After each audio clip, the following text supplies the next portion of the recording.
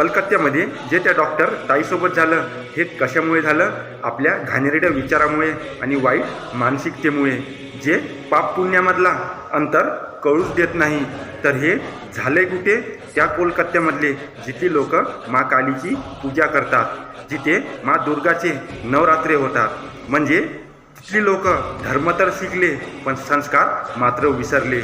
ही गोष्ट फक्त कोलकात्याची नाही तर संपूर्ण भारताची आहे, जिथे हे सगळं चालू आहे.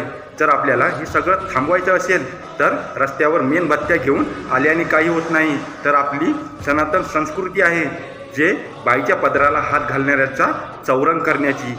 आपली संस्कृती आहे स्त्रीवर हात टाकणाऱ्याचा लंका जाऊन दहन करण्याची. आपली संस्कृती आहे स्त्रीला वाईट नजरेने पाहणाऱ्याचा कुरुक्षेत्रामध्ये उतरून 18 दिवसामध्ये निर्णय द्यायची.